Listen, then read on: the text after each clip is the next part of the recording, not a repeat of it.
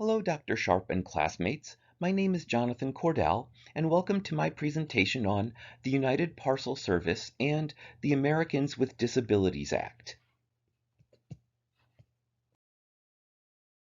In the conflict being discussed in this presentation, the stakeholders are United Parcel Service, also known as UPS, as well as the Equal Employment Opportunity Commission, also known as the EEOC. For UPS, those with a financial interest include shareholders, executives, and management. How the company deals with and either follows the standards or violates the Americans with Disabilities Act will impact their financial outcomes.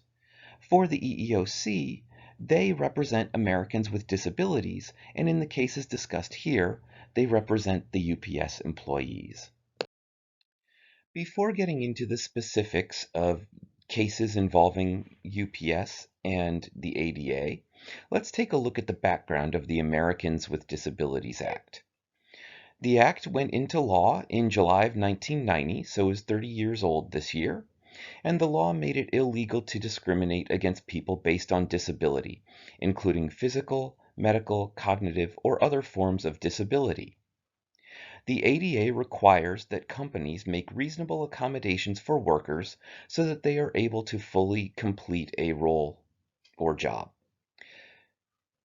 Any company with 15 or more employees is expected to make reasonable accommodations, and reasonable accommodations include some form of modification or adjustment to the work that makes it possible for the work to be done. However, the ADA does allow that businesses do not need to take on undue hardship in order to fulfill the requirements. Some of those hardships may include financial difficulty, disruption to the work, or an actual alteration to their business. When looking into reasonable accommodations, companies are expected to move into an interactive process, and they need to show that they are acting in good faith to actively attempt to create an accommodation for an individual with a disability. The ADA was necessitated due to bias and unconscious perceptions of people with disabilities. Some of these biases and perceptions include spread effect, which is that the disability spreads to the entire person rather than being specific to what the actual disability is. Another perception is that of pity, that people feel sorry for those with disabilities, or that individuals with disabilities will always require help and charity. They are not viewed as being independent and is considered dependent upon those around them, which of course might make them a burden to a business. Other biases that are faced include beauty and similarity bias, because individuals with disabilities are likely to look different from those around them, as well as not meet the standard of beauty that some may hold, and this may work against them in the job application and on the job process. During recent years, UPS has faced several lawsuits based on the ADA. One of these involved the EEOC representing 88 UPS employees.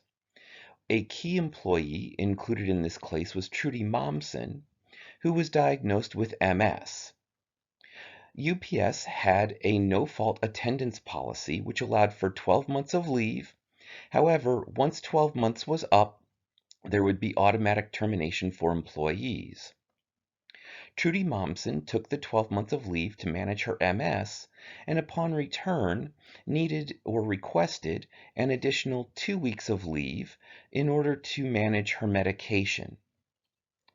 The EEOC argued that this created a 100% healed policy for Trudy, and that it was against the ADA for her to be fired at that point in time. This case took 8 years to resolve, and in the end, UPS paid $1.7 million to the 88 employees who were included on that lawsuit, which included Trudy Momsen. They indicated they will grant exceptions to their no-fault leave policy for individuals with disabilities, and prior to any termination due to leave, Human Resources will seek legal advice.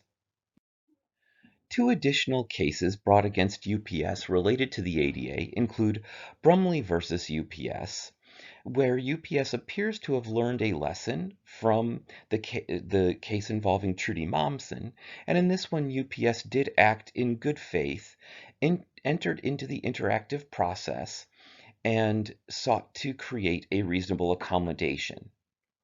In another case of EEOC versus UPS of 2018, it was found that the collective bargaining agreement of UPS and its union violated the ADA because it paid medically disabled drivers 90% of their pay, while non-medically disabled drivers were provided full pay. The court decided that this was a pattern and practice of discrimination exhibited by UPS. These cases involving UPS and the ADA indicate that the company can improve its policy toward the ADA to be more compliant. As John Hendrickson, an attorney for the EEOC, stated in the EEOC versus UPS case of 2009, the question that employers need to ask is, can we get this employee back on the job with a reasonable accommodation, and not, has this employee been on leave long enough for us to get rid of him? There are several steps that UPS can take to begin to display an accommodations first corporate value.